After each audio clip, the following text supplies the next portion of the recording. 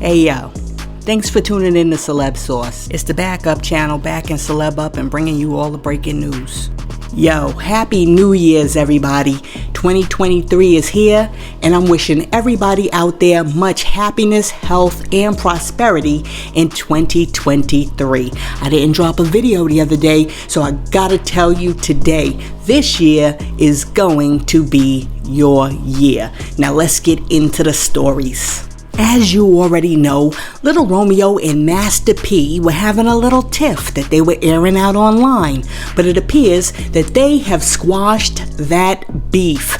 On Saturday, Lil Romeo took to Instagram and shared a photo of him and his father embracing each other. He also revealed that him and his dad had had some very hard conversations in order to mend their relationship. Lil Romeo said, quote, "In order to be used, you have to be willing to be misunderstood and humiliated sometimes. Noah was mocked for building the boat.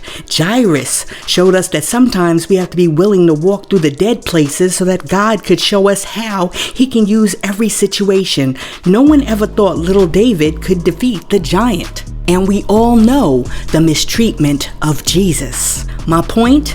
I'm willing to fall on my sword for mines. It was never about parent versus child or this false narrative or that. It was about doing whatever had to be done for the growth of my family.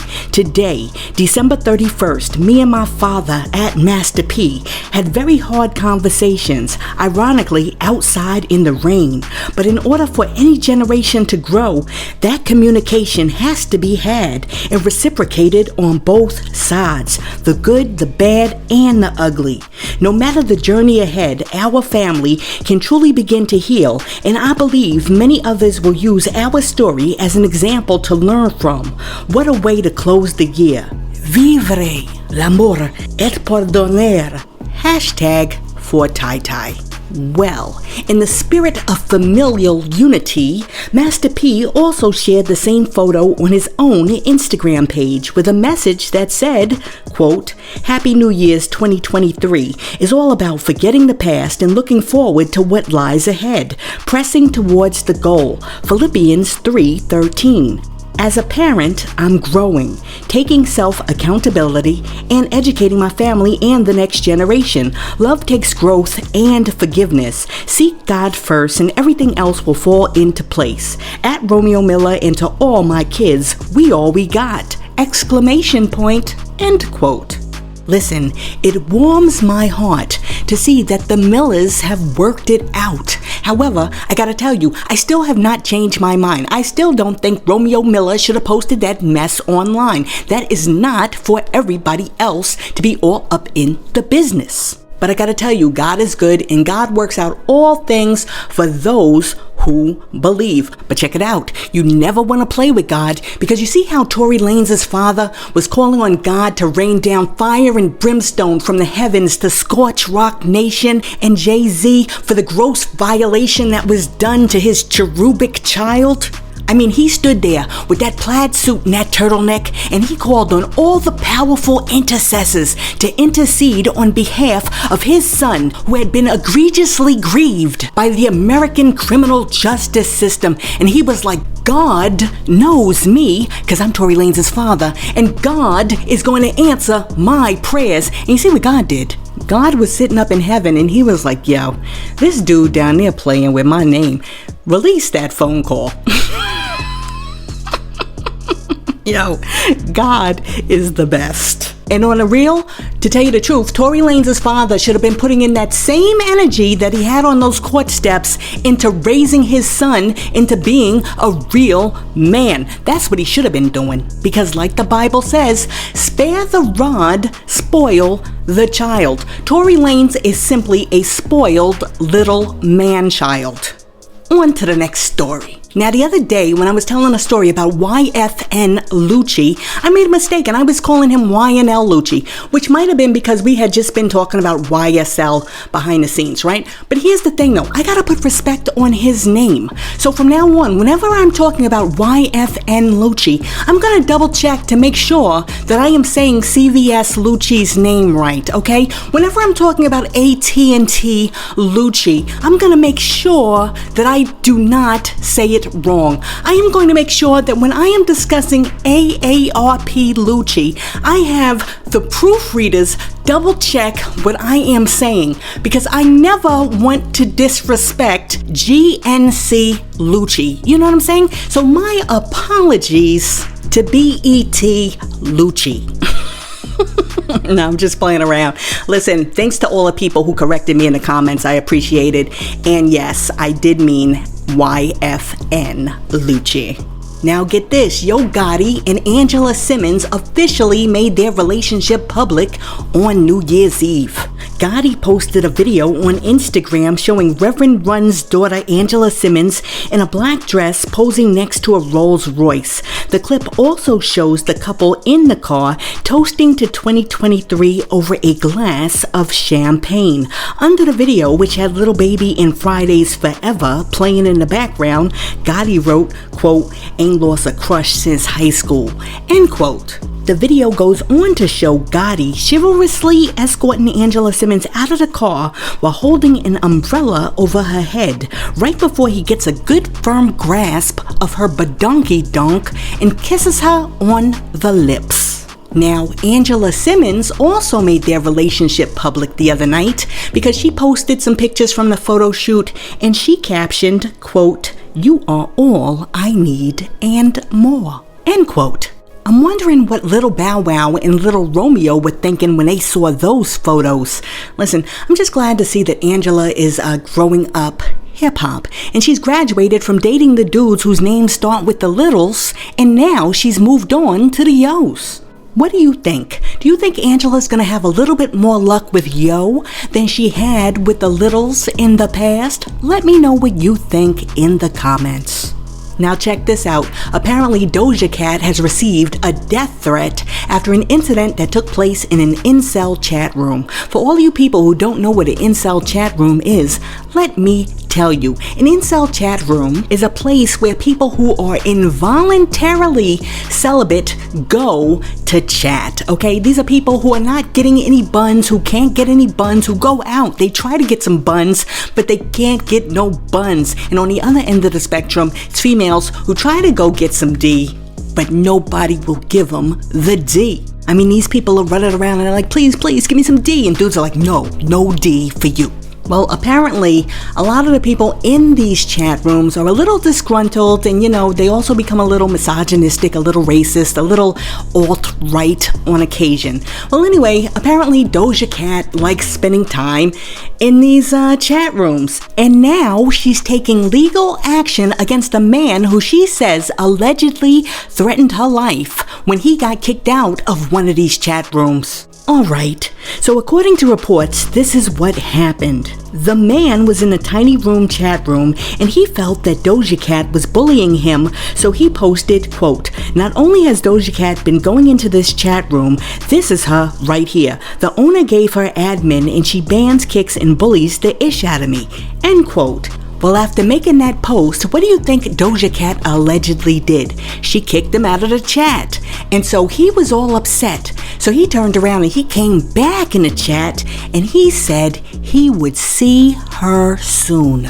Well, this prompted Doja to go to the police and she filed charges, and now an investigation has been opened up and the police might arrest this dude. I don't know what's up with Doja Cat, because this is not the first time she's got into a little hot water messing around in those chat rooms. Just stay out of the chat rooms. I don't know what's wrong with this chick. But when we're talking about people who are getting in trouble because of something that they said during a chat, a white DMX fan is suing Verizon after allegedly being fired for using the N-word on a company phone. According to documents, Peter Kelly claimed that he was wrongfully terminated from Verizon, where he worked for 21 years, because someone overheard him using the N-word during a personal call that he took on his company phone during his lunch break. Court documents say, quote, "In discussing DMX's music, plaintiff used the N-word, which is a word commonly used by the artist himself in his lyrics. Unbeknownst to the plaintiff, he had inadvertently answered a call on his company's cellular phone, and a Verizon employee who listened to his private call for approximately 45 seconds heard him say the N-word." End quote. Well, Kelly and his attorney feel that he should not have been fired for using the N-word because they say that the word flies all the time at work and he is unfairly being singled out.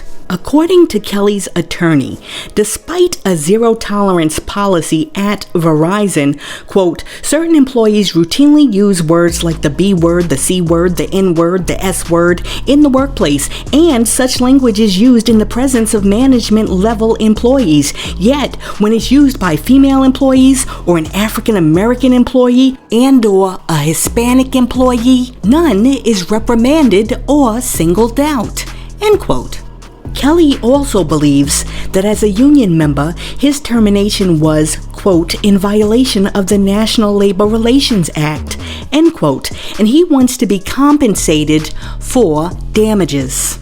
I don't understand how many times we have to tell white people, do not use the N-word. If it's in a rap song, just pause. Don't say the word. You know what I'm saying? And guess what? You don't have a pass. Nobody can give you a pass to say the N-word. It feels very disrespectful when a white person says the word because for generations, many white slave masters were saying the word to us. Okay? Don't question us on whether or not we can say it or the Hispanics can say it. You just have enough respect for us not to say the word. And don't say, I said it because so-and-so said it. Listen, if so-and-so was running around slapping babies, you gonna start slapping babies? And you're gonna turn around and be like, yo, I was slapping the babies because they was slapping the babies. How come you ain't saying nothing about them slapping the babies? I should be able to slap the babies because they slapping the babies. No, just don't slap the babies. It's disrespectful. And you know what? I don't care what anybody else is doing. You have enough respect for us not to say the word out your mouth. You are accountable for you. Now, I already know somebody's going to come in the comments and they're going to be like, yo, sis, that analogy isn't the same. But it really is, because every time a white person uses the N-word, it's like a slap in the face. Now check it out. Method Man from the Wu-Tang Clan is finding new ways to invest in his nephew's education. The METHOD man went on Instagram the other day and challenged his nephew. Method Man said, quote, every semester that he gets through without a hitch, including this one, starting now, he gets $100. There are 4 semesters in a year, right? That's 400. That's 400. Do it. End quote. While some people online applauded what Method Man was doing, some people thought that the all I need to get by rapper was not giving his nephew enough to get by. They were like, you been a little stingy with that power money, ain't ya? For example, one person on Twitter wrote, quote, 100, huh? I'm a regular ninja, and I gave my niece 50 for every A, 20 for every B, and $5 a C. End quote. Oh, please, that kid better be happy with whatever he gets, because you got to remember, he's getting paid to do what he's supposed to be doing in the first place. You remember back in the day when our parents or grandparents used to hit us off with like 50 cents or $1, and we were excited. Nowadays, you give a kid a $100 bill, and he's looking at you like you mad stingy. Listen, I gotta tell you, we have got to start teaching these kids about the value of $1, because some of these kids seem to think that money grows on trees. Just think about like Roblox. These kids want us to spend our real money to buy fake money that they can use to put clothes on a fake avatar on a computer screen. And then got the nerve to be like, my avatar only wears brand name. That right there, that is crazy. Now check it. First, Diddy appeared as Black Santa on Christmas Eve, and now Diddy is back as Baby New Year. Sean Diddy Puff Daddy P Diddy Love Combs, who has been sailing the Caribbean seas during the holiday season, has shared a New Year's message for all his followers from his mega yacht. After poking fun of Soulja Boy, who claims he's done everything in the world first, Diddy sent out a message of love to all of his followers followers and encouraged everyone to take a moment to unplug while ushering 2023 in from a place of peace and prosperity.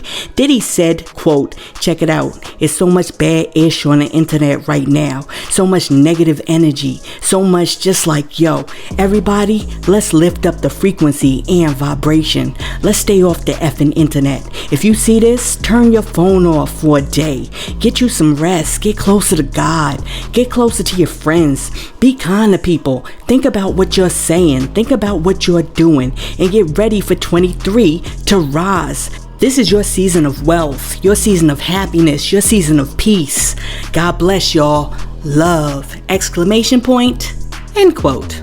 Hey yo, I think Diddy is right on point. Let's be happier this year. Let's be kinder this year. Let's be healthier this year. Let's be more prayerful this year. And let's walk into the fullness of our blessings this year. Hey yo, thanks for tuning in to Celeb Source, your source for celebrity news. Be sure to like and subscribe to the channel.